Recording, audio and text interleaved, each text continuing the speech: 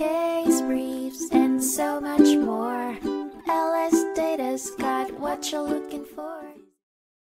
In 1983, the Court of Appeal of the State of California heard the case Tamarind Lithography Workshop, Inc. v. Sanders, which dealt with the question of whether a party breaching a contract should pay for the loss caused by the breach, including potential future damage. The case centered on a dispute between Terry Sanders and Tamarind Lithography Workshop, Inc. over screen credits for a lithography-based film Sanders had directed and produced. Despite a written settlement agreement granting Sanders screen credits, Tamarind failed to include them in the film's distributed prints, leading Sanders to sue for breach of contract, declaratory relief, specific performance, and defamation. The court found in favor of Sanders, awarding him $25,000 in damages and suggesting that injunctive relief or specific performance could also be appropriate remedies due to the difficulty of quantifying the damage to Sanders' reputation.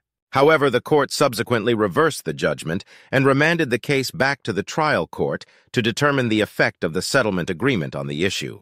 The trial court was instructed to take appropriate action, including the consideration of additional evidence if necessary, in determining whether or not injunctive relief should be granted to Sanders.